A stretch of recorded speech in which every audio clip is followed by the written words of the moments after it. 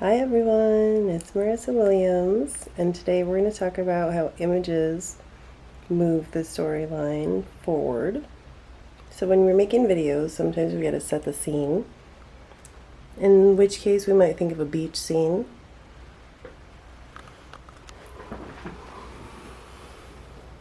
Sunsets, couples holding hands, all that good stuff might set the image for romance, what have you. Maybe we're thinking about nature, thinking about the creatures around. Maybe we're thinking about sand castles and mermaids on the beach. Sunsets can take many forms in many places.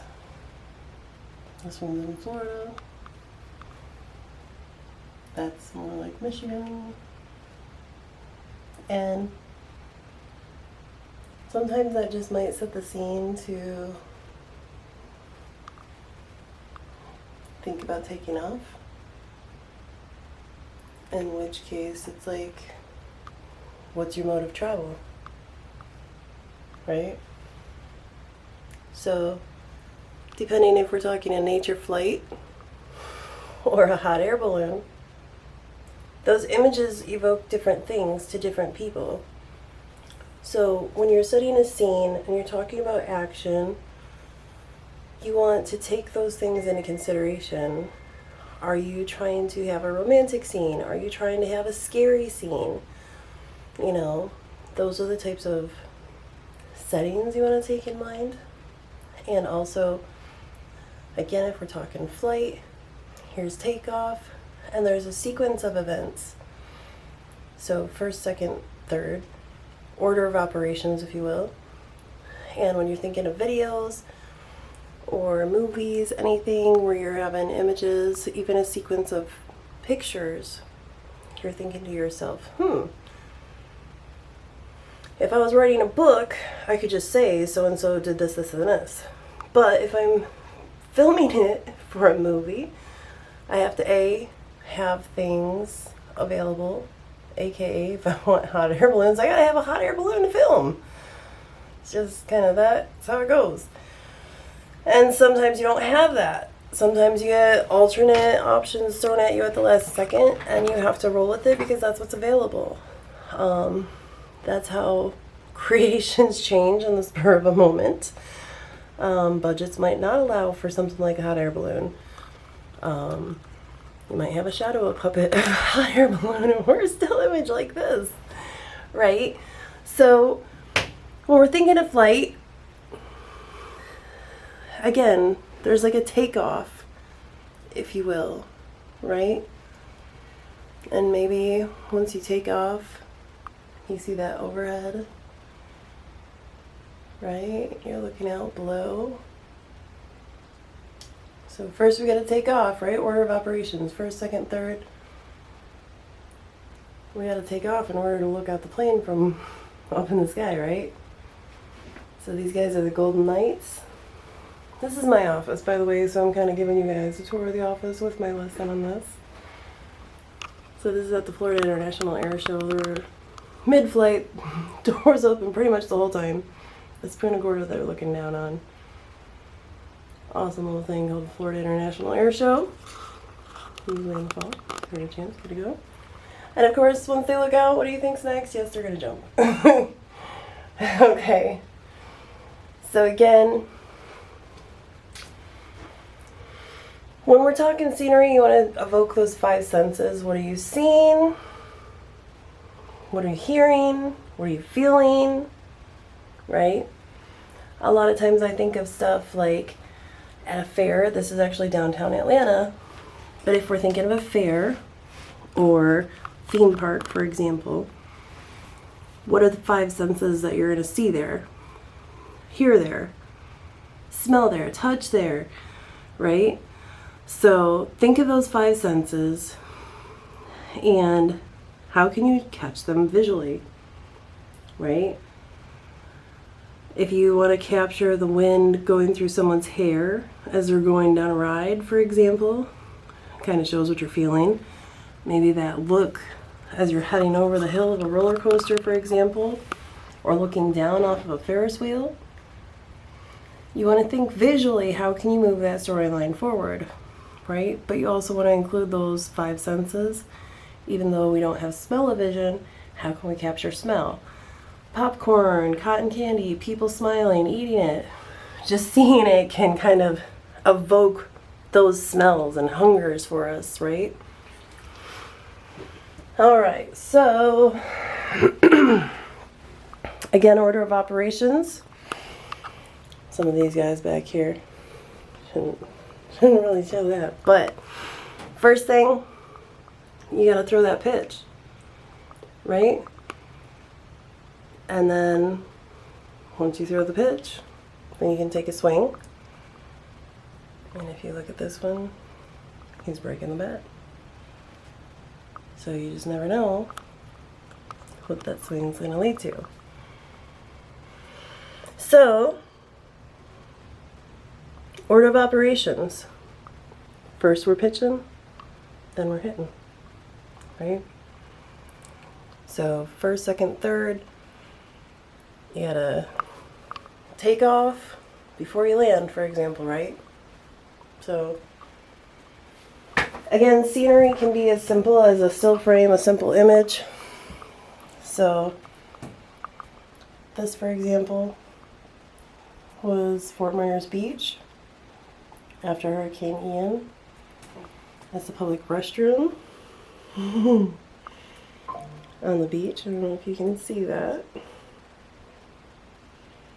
Everything's just kind of torn off. Hang in there. Guardrails on the side. So again, the sceneries can tell a story in and of themselves. These are still frames, but you can see some of that storyline very clearly. You can imagine. Again, this is Hurricane Ian. This is like a boat mountain. If you notice, it's a boat on top of a boat. Shove it into another boat. Boat mountain. Everything's all twisted, gnarled, right? That's scenery. One more up here. These guys. Again, a couple of boats. This one kind of crashed into a building. And again, it's a still frame, but it tells a story. Like a Norman Rockwell picture. Take it all in. Imagine the background. Hurricane Ian. Right? All this lovely destruction. 3 little images gives you an idea of the story very quickly, right? So I want you to think of those images. What would you show to tell your story? What's the first image? What's the second image? What's the third image? How can you film that? How can you move your storyline forward? Again, the scenery will determine where you're at. Where's this? Is it a hobbit hole? No. It's Florida Caverns. So, again, it's totally different scenery, totally different image, totally different vibe, if you will. Different storyline. How does one tie to the other? That's the art of the storyline. But you should still have a storyline. Have a purpose, have a meaning. First, second, third. What's the first thing that happens, second thing that happens, third thing that happens? You know, think of a plot with a crescendo to a climax. Can you capture that in 2 minutes? I can. Can you? I don't know. That's up to you. Right?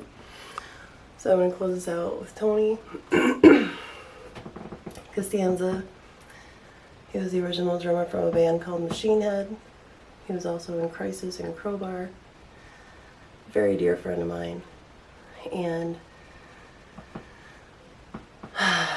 very good friend of mine for the last 16 years of his life, and he had some health problems and stuff, and some of his last words to me were, my biggest regret in life was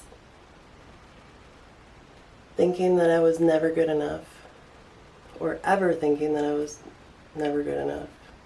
Sorry.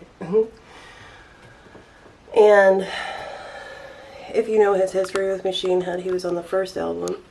They just released a tribute to him in the Diamonds in the Rough, 92 to 93, since he was a drummer back then, on the very first one when they very first started. But like I said, he had some health problems even back then, including some rheumatoid arthritis, gout. He couldn't stand very long, he couldn't play for very long, and he started doubting himself back then, thinking, oh my gosh, I'm not going to be able to handle touring across the world and playing. And then, you know, when he's dying, he's telling me, you know, I probably should have tried. What if I could have made it? What if I could have done this? What if I could have done that? You know, so that's his message, is don't just be your own worst critic. Don't think that you're not good enough to try. Put it out there. You never know what could happen. So, that's me. And some of the boys from the Atlanta Braves at a game of the Braves and the Miami Marlins. That's actually in Miami.